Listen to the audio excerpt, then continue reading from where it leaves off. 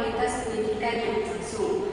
Inovasi dalam KBBI sendiri memiliki arti yakni pembaharuan gagasan maupun ide, sehingga dari pengertian inovasi pembelajaran ini sendiri kita dapat mengambil kesimpulan bahwasanya inovasi pembelajaran adalah segala pembaharuan yang diperlukan dalam penyampaian materi pelajaran. Bisa meliputi metode pembelajaran, gaya pembelajaran maupun teknologi yang terintegrasikan dalam pembelajaran. Untuk materi selanjutnya adalah urgensi teknologi digital dalam pendidikan. Urgensi sendiri adalah memiliki makna pentingnya adanya teknologi digital dalam pendidikan. Digitalisasi sangat penting dalam dunia pendidikan. Dengan kebutuhan ilmu yang semakin meningkat, teknologi sangat membantu peserta didik. Maksud dari membantu peserta didik sendiri tentu saja sangat memudahkan peserta didik dalam proses pembelajaran.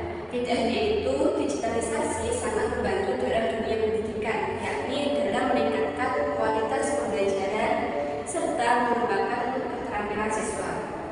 Mengembangkan keterampilan siswa dapat meliputi ide kreatif mereka, komunikatif, berpikir kritis, dan juga kolaboratif. Adapun dalam menunjang program pemerintah Merdeka Belajar, digitalisasi menjadi salah satu unsur yang berperan penting. Seperti yang kita ketahui, bahwasanya kita menggunakan kurikulum Merdeka Belajar, di mana peserta didik dibebaskan untuk bagaimana mereka bisa belajar dengan sesuka hati mereka, sehingga dengan adanya teknologi kita semakin mudah dalam mencari referensi pembelajaran. Untuk materi yang ketiga adalah model pembelajaran di era digital. Model pembelajaran, ada beberapa model pembelajaran di era digital. Model yang pertama adalah blended learning, yang memiliki makna sebuah kemudahan pembelajaran yang menggabungkan berbagai cara penyampaian, model pengajaran dan juga gaya pembelajaran, dan memperkenalkan berbagai pilihan media dialog antara fasilitator dengan orang yang mendapat pengajaran.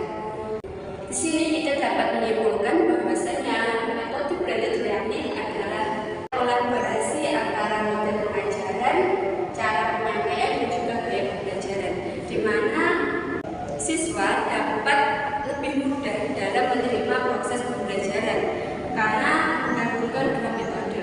Yang kedua adalah distance learning atau pendidikan jarak jauh.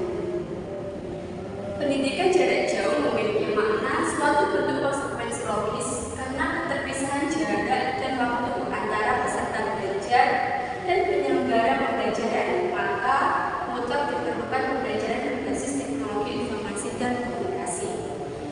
Pendidikan jarak jauh pernah kita alami waktu kita mengalami COVID, di mana kita membutuhkan adanya teknologi yang menjadi jembatan kita untuk menerima pembelajaran dengan adanya smartphone dan juga aplikasi-aplikasi penunjang pembelajaran seperti Google Classroom, Meet, dan juga Zoom, dan masih banyak lainnya.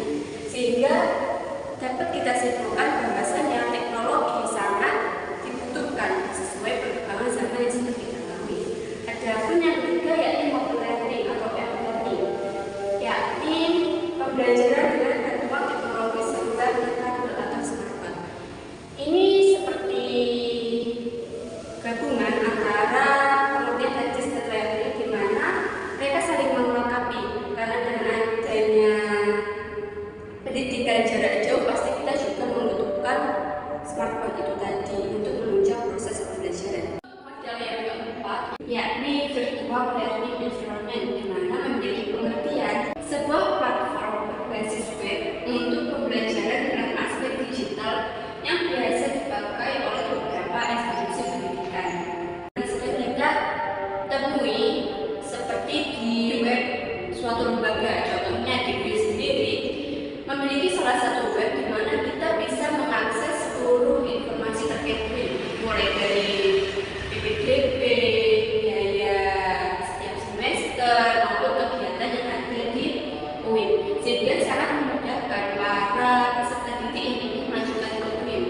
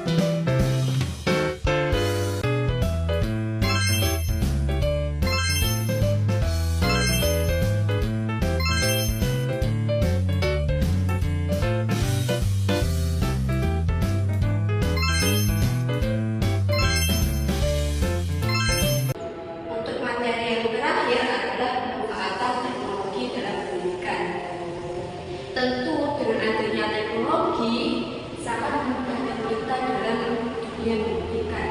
Yang pertama adalah meningkatkan minat belajar peserta didik.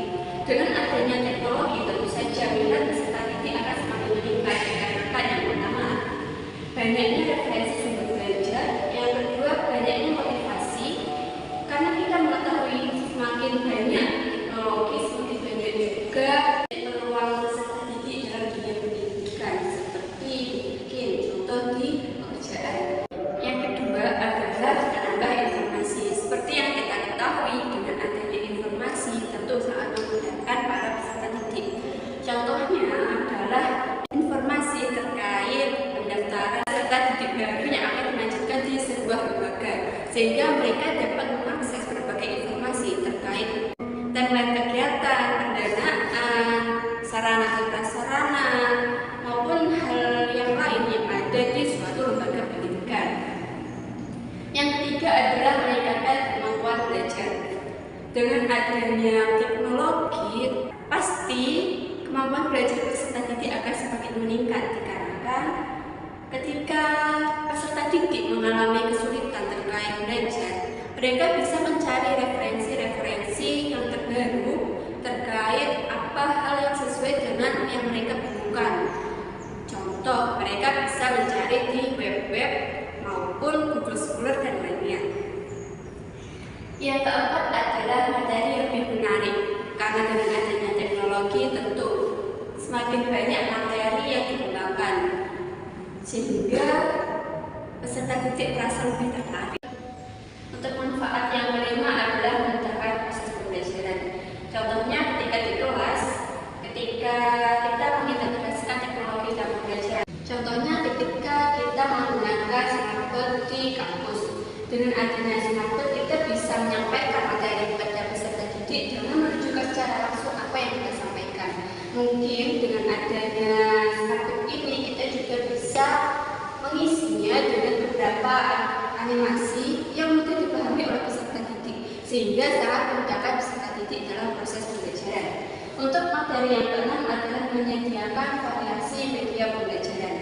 Hampir sama dengan nomor 5, di mana dengan banyaknya variasi media pembelajaran tentu saja sangat memudahkan proses pembelajaran, sehingga antara manfaat atau 5 dengan 6 sangat berkesinambungan. Contoh variasi dalam media pembelajaran mulai dari mungkin PPT, menggunakan papan tulis, LCD, dan masih banyak lainnya. Dan nomor 7 adalah memudahkan pendidikan dalam melakukan evaluasi pembelajaran. Contohnya ketika kita sedang menjalani ujian maupun tes-tes yang lainnya, kita bisa menggunakan teknologi untuk menggunakan evaluasi pembelajaran, sehingga kita tidak terlalu melulu harus membutuhkan kertas itu karena sangat membutuhkan waktu yang lama, sehingga efisiensi sangat kurang dalam ini. Lalu yang keempat adalah memudahkan pendidikan dalam menyebarkan informasi. Seperti yang disebutkan sebelumnya, bahwasanya informasi dapat diakses dimanapun dan kapanpun, sehingga kita tidak perlu harus datang ke suatu lembaga untuk mencari informasi. Karena dengan adanya teknologi, kita sudah bisa mencari secara langsung apa yang kita butuhkan terkait informasi yang kita cari. Yang terakhir adalah membantu orang tua dalam menyiapkan pendidikan. Setelah kita mencari informasi dari suatu lembaga tadi, pastinya kita akan memberitahu orang tua dan berdiskusi secara langsung seberapa banyak sih dana yang diperlukan di suatu pendidikan. Sehingga sebelum kita memasuki suatu lembaga pendidikan, orang tua sudah siap terlebih dahulu terkait berapa sih dana yang akan kita perlukan untuk masuk ke suatu lembaga tersebut. Itu tadi yang dapat saya sampaikan terkait inovasi teknologi pembelajaran berbasis digital. Semoga bisa bermanfaat. Kurang lebihnya mohon maaf. Assalamualaikum warahmatullahi wabarakatuh.